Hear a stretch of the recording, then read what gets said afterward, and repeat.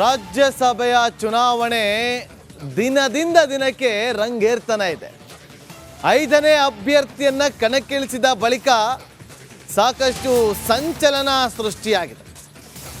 5ನೇ ಅಭ್ಯರ್ಥಿ ಕಣಕ್ಕಿಳಿದ ಬಳಿಕ ರಾಜ್ಯಸಭಾ ಚುನಾವಣಾ ರಣಕಣ ರಂಗೇರಿರುವಂತೆ ಬಿಜೆಪಿ ಹಾಗೂ ಕಾಂಗ್ರೆಸ್ ಕುದುರೆ ವ್ಯಾಪಾರಕ್ಕೆ ನಮ್ಮ ನಾಯಕರು ಶಾಸಕರಲ್ಲಿ ಸಿಕ್ಕಾಕೊಂಡ್ಬಿಡ್ತಾರೆ ಅನ್ನುವ ಢವಢವ ಎರಡೂ ಪಕ್ಷದಲ್ಲೂ ಇದೆ.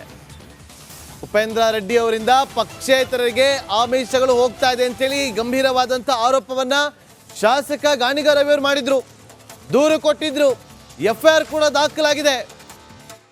ಈಗ ವಾಟ್ ನೆಕ್ಸ್ಟ್ ಬಹಳ ಕುತೂಹಲ ಇದೆ ನೋಡಿ. 5ನೇ ಅಭ್ಯರ್ಥಿಯಾಗಿ ಯಾವಾಗ ಉಪೇಂದ್ರ ರೆಡ್ಡಿ ಅವರು ನಾಮಪತ್ರವನ್ನ ಸಲ್ಲಿಸ್ತಾರೋ ಅಲ್ಲಿಂದ ಹೈ ವೋಲ್ಟೇಜ್ ಆಗಿ ಮಾರ್ಪಾಡಾಗಿದೆ ರಾಜ್ಯ ರಾಜಕಾರಣದ ಸಂಚಲನ. ರಾಜ್ಯಸಭಾ ಚುನಾವಣೆ 4 ಜನ ಅಭ್ಯರ್ಥಿಗಳಿದ್ದಿದ್ರೆ ಈ ಟೆನ್ಷನ್ ಯಾರಿಗೂ ಇರ್ತಾ ಇರಲಿಲ್ಲ ನೋಡಿ. ಈಗ ಈ ಸಂದರ್ಭದಲ್ಲಿ ಎಲ್ಲಿ ನಮ್ಮ ಶಾಸಕರನ್ನ ಏನೋ ಒಂದು ಮಾಡಿ ಆಮಿಷಕ್ಕೆ ಒಳಪಡಿಸ್ಬಿಡ್ತಾರೆ ಅನ್ನುವ ಭಯದಿಂದ ರೆಸಾರ್ಟ್ ಬುಕ್ ಆಗಿದೆ ಆಗಿರಬಹುದು.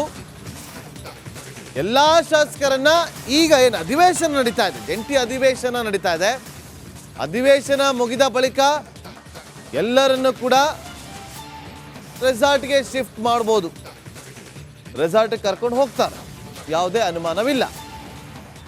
ಆಲ್ರೆಡಿ ಕಾಂಗ್ರೆಸ್ನ ಕೆಲ ನಾಯಕರು ವೈಯಕ್ತಿಕವಾಗಿ ಎಲ್ಲಾ ಶಾಸಕರಿಗೂ ಫೋನ್ ಮಾಡಿ ಯಾವುದೇ ಕಾರಣಕ್ಕೂ ಅಡ್ಡ ಮತದಾನ ಮಾಡಲೇಬಾರದು, ಯಾವುದೇ ಆಮಿಷಕ್ಕೆ ಒಳಗಾಗಬಾರದು ಅಂತ ಹೇಳಿ ತಾಕೀತನ್ನ ಮಾಡ್ತಿದ್ದಾರೆ.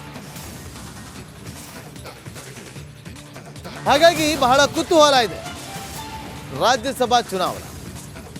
ಕಾರಣ ಇಷ್ಟೇ,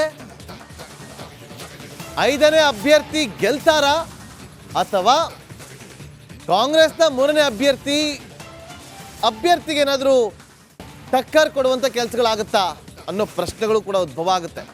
ಮತ್ತಷ್ಟು ಮಾಹಿತಿಯನ್ನು ಕೊಡೋದಕ್ಕೆ ನಮ್ಮ ಪೊಲಿಟಿಕಲ್ ರಿಪೋರ್ಟರ್ ಸುರೇಶ್ ಲೈನಲ್ಲಿ ಜಾಯ್ನ್ ಆಗಿದ್ದಾರೆ.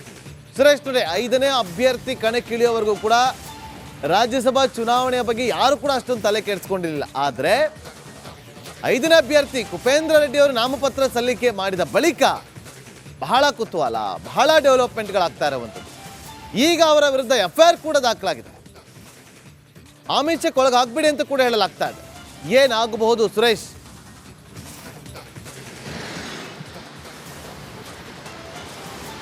ಎಸ್ ನಗೇಂದ್ರ ಬಾಬು, ಈಗ ರಾಜ್ಯಸಭಾ ಚುನಾವಣಾ ಕಣ ರಂಗೇಡ್ತಾ ಇರ್ತಕ್ಕಂಥದ್ದು. ಯಾವಾಗ 5ನೇ ಅಭ್ಯರ್ಥಿಯಾಗಿ JDS ಮತ್ತು BJP ಮೈತ್ರಿ ಅಭ್ಯರ್ಥಿಯಾಗಿ ಉಪೇಂದ್ರ ರೆಡ್ಡಿ ಅವ್ರನ್ನ ಆಯ್ಕೆ ಮಾಡಿದ್ರು, ಅಲ್ಲಿಂದ ಇವತ್ತಿನವರೆಗೂ ಕೂಡ ಒಂದು ಕಡೆ ಕಾಂಗ್ರೆಸ್ ಪಾಳ್ಯದವರೆಗೂ ಕೂಡ ನಿದ್ದೆ ಬರುವಂತೆ ಮಾಡ್ತಾ ಇಲ್ಲ. ಯಾಕೆಂತಂದರೆ ಈಗಾಗಲೇ ಏನು ಅಲ್ಲಿ ಕಾಂಗ್ರೆಸ್ನಲ್ಲಿರ್ತಕ್ಕಂಥ 3ನೇ ಅಭ್ಯರ್ಥಿ ಏನಿದ್ದಾರೆ ಅವರ ಮತಗಳು ಈಗ ಎಲ್ಲೋ ಒಂದು ಕಡೆ ಅಡ್ಡ ಮತದಾನ ಆಗುವಂಥ ಸಾಧ್ಯತೆಗಳಿರ್ತಕ್ಕಂಥದ್ದು. ಯಾಕೆಂತಂದರೆ ಈಗ ಗೆಲ್ಲುವಲು ಬೇಕಾದಷ್ಟು ಸಂಖ್ಯಾಬಲ ಇಲ್ಲದೆ ಹೋದರೂ ಕೂಡ ಉಪೇಂದ್ರ ರೆಡ್ಡಿ ಅವ್ರನ್ನ ಮೈತ್ರಿ ಅಭ್ಯರ್ಥಿಯಾಗಿ ಕಣಕ್ಕಿಳಿಸಿದ್ದಾರೆ.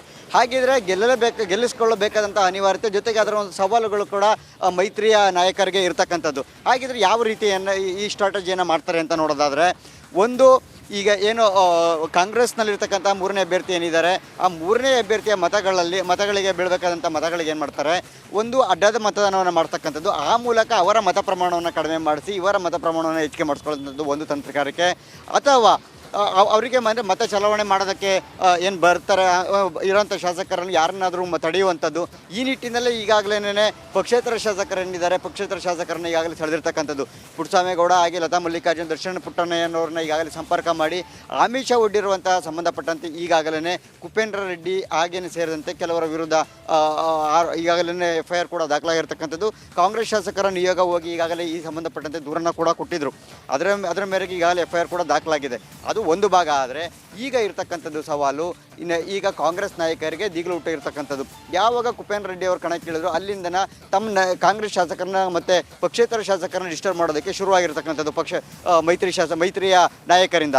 ಸೊ ಹೀಗಾಗಿ ಇವರಿಗೆ ಈಗ ಅಂದರೆ ಇರ್ತಕ್ಕಂಥ ಒಂದು ಆಪ್ಷನ್ ತಮ್ಮಲ್ಲಿ ಇರ್ತಕ್ಕಂಥ ಶಾಸಕರನ್ನ ಭದ್ರವಾಗಿ ಇಟ್ಕೊಳ್ತಕ್ಕಂಥದ್ದು ಮತ್ತು ಕಡ್ಡಾಯವಾಗಿ ಮತವನ್ನು ಚಲಾವಣೆ ಮಾಡಿದ್ರೆ ಮಾತ್ರನೇ ಮೂರನೇ ಅಭ್ಯರ್ಥಿ ಸಲೀಸಾಗಿ ಈಗ ಕಾಂಗ್ರೆಸ್ ನಾಯಕರು ಗೆಲ್ಲಿಸ್ಕೊಳ್ಳೋದಕ್ಕೆ ಸಾಧ್ಯ ಆಗುತ್ತೆ. ಒಂದು ವೇಳೆ ಏನಾದರೂ ತಮ್ಮ ಶಾಸಕರಿಗೆ ಏನಾದ್ರೂ ಆಸೆ ಆಮಿಷಗಳಿಗೆ ಒಳಗಾಗಿ ಒಂದು ವೇಳೆ ಏನಾದ್ರೂ ಮೈತ್ರಿ ಅಭ್ಯರ್ಥಿ ಆಗಿರ್ತಕ್ಕಂಥ ಕುಪೇಂದ್ರ ರೆಡ್ಡಿ ಪರವಾಗಿ ಅಥವಾ ಅಂದರೆ ಅಡ್ಡ ಮತದಾನ ಮಾಡುವಂತಹ ಸಾಧ್ಯತೆಗಳು ಇದ್ದರೆ ಗೈರಾಗುವಂಥ ಸಾಧ್ಯತೆಗಳು ಆಗಿದ್ದೆ ಆದರೆ ಖಂಡಿತವಾಗಲೂ ಕೂಡ ಕಾಂಗ್ರೆಸ್ ನಾಯಕರಿಗೆ ಟಕ್ಕರ್ ಕೊಡುವಂಥ ಸಾಧ್ಯತೆಗಳು ಭಾಳ ಹೆಚ್ಚಾಗಿರ್ತಕ್ಕಂಥದ್ದು. ಸೊ ಇದೇ ನಿಟ್ಟಿನಲ್ಲೇ ಈಗ ಅಂದರೆ ನಾಳೆ 25 ಅಥವಾ 26ನೇ ತಾರೀಕು ರೆಸಾರ್ಟ್ ರಾಜಕಾರಣ ಶುರುವಾದರೂ ಕೂಡ ಅಚ್ಚರಿ ಇಲ್ಲ. ಏಕೆಂತಂದರೆ ತಮ್ಮ ಕಾಂಗ್ರೆಸ್ನ ಶಾಸಕರನ್ನು ಬಿಗಿಯಾಗಿ ಇಟ್ಕೊಳ್ಬೇಕಾದಂತಹ ಅನಿವಾರ್ಯತೆ ಕೂಡ ಅವರಿರ್ತಕ್ಕಂಥದ್ದು. ಇದರ ಜೊತೆಗೆ ಕಾಂಗ್ರೆಸ್ನ ನಾಯಕರು ಒಂದು ಡಿ ಕೆ ಶಿವಕುಮಾರ್ ಇರ್ಬೋದು ಅಥವಾ ಕಾಂಗ್ರೆಸ್ನ ಪ್ರಮುಖರಿರ್ಬೋದು ಅವರು ಕೂಡ ಮೈತ್ರಿ ನಾಯಕರಿಗೆ ಟಕ್ಕರ್ ಕೊಡೋದಕ್ಕೂ ಕೂಡ ಪ್ಲಾನನ್ನು ಮಾಡ್ಕೊಂಡಿದ್ದಾರೆ ಅಂತಕ್ಕಂಥದ್ದು ಕೂಡ. ಏನೇ ಪ್ಲಾನ್ ಇದ್ರು ಸುರೇಶ್, ಏನೇ ಪ್ಲಾನ್ ಇದ್ರು ಕೂಡ ಮತದಾನದ ಪ್ರಕ್ರಿಯೆ ಆರಂಭ ಆಗುತ್ತಲ್ಲ ಆಗ ಗೊತ್ತಾಗ್ಬಿಡುತ್ತೆ. ನೋಡೋಣ. ಥ್ಯಾಂಕ್ ಯು ನಿಮ್ಮೆಲ್ಲ ಮಾಹಿತಿಗಾಗಿ ಸುರೇಶ್.